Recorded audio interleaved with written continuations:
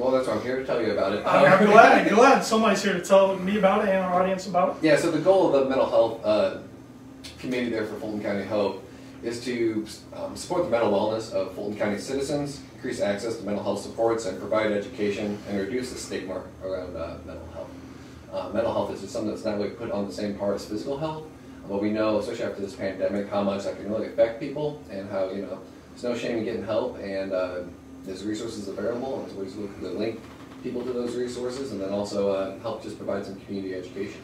Yeah, I was going to say, mental health is important no matter what time of year or period we're going through, season, but especially this past year, like you hit on during the pandemic, I think it's kind of taking a toll, maybe harder on people who normally wouldn't experience something like that. Yeah, I mean, the levels of anxiety were just super high.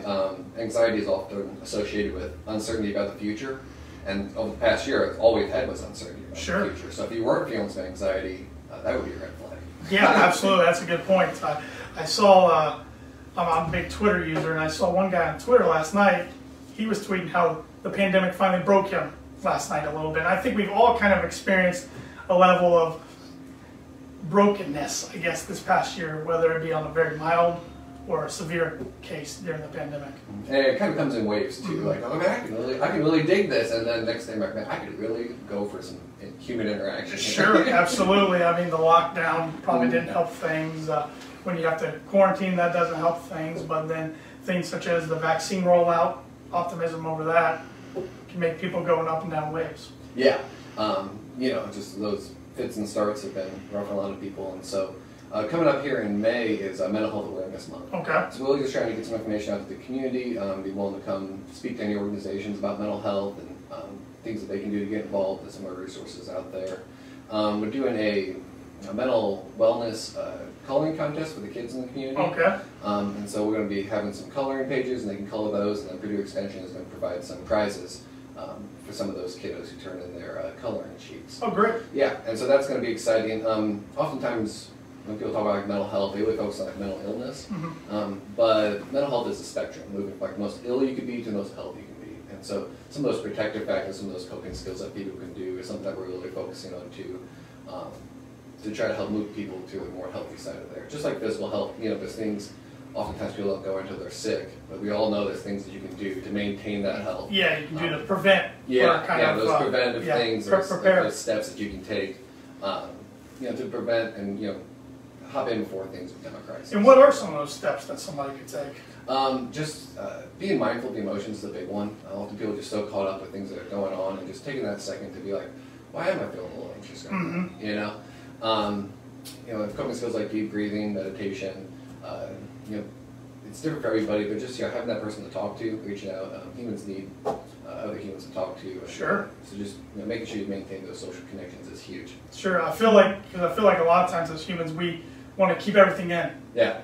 Until we absolutely can't anymore. Yeah, especially guys. Yeah. It's true. We don't want to admit our feelings or anything. Yeah. But what I'm hearing is very important to recognize it early and take those key steps. Yeah, and then also recognizing in others too. I mean, we got that friend or family member struggling. How do you go about, you know, talking to them about that and doing that check-in piece? And that's one of the reasons that the Fulton County Mental Health Subcommittee is doing 2 QPR trainings, which is suicide prevention trainings, at the end of May here on the 24th and the 28th at the Recovery Cafe. And this is just like a brief 2-hour training talking about how would you recognize the signs of suicide in somebody. QPR stands for question, persuade, and refer. And so it's like CPR for mental health. And so if you had a friend and you were worried about them, how would you go about asking that question? Yeah.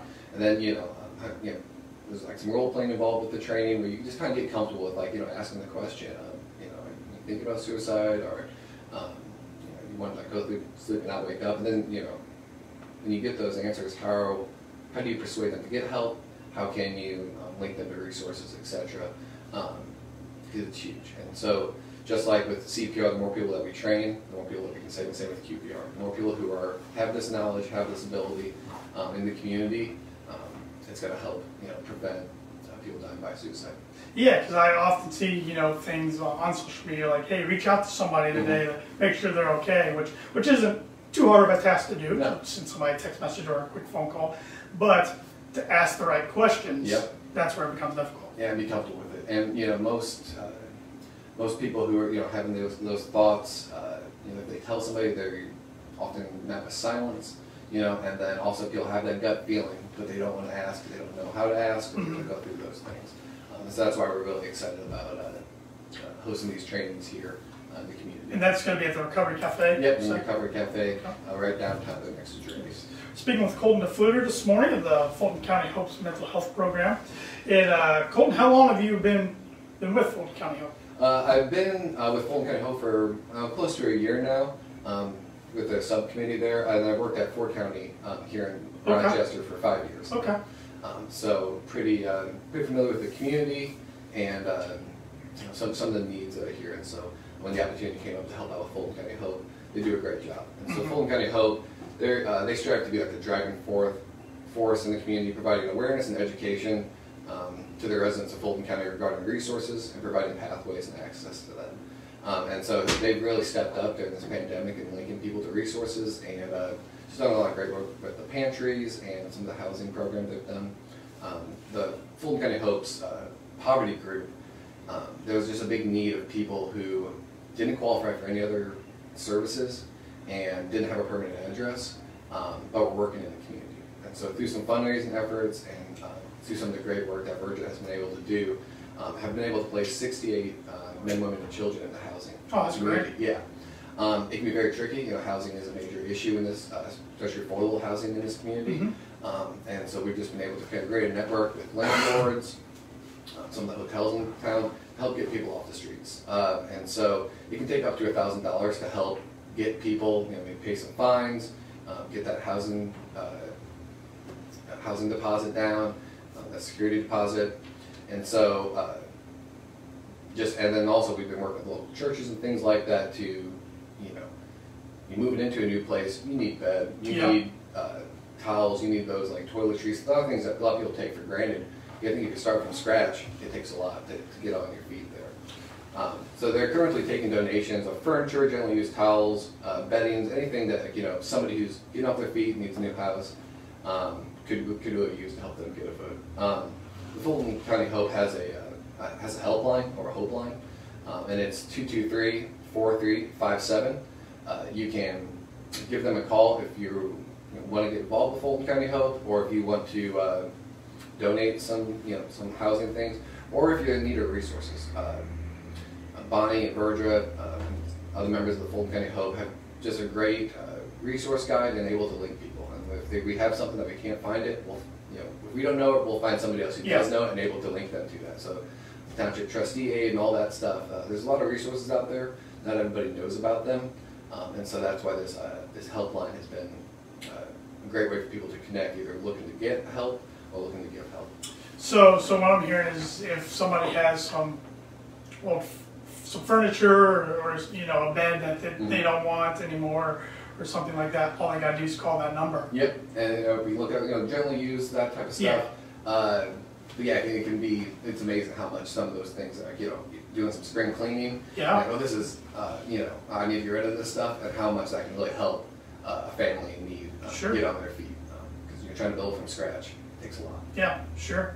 So, anything else you want to plug this morning? Well, again, Fort County, if you're in crisis, we have a text line, so you can text IN to 741-741, or you can call 1-800-552-3106. That's 24 hours anonymous crisis help there.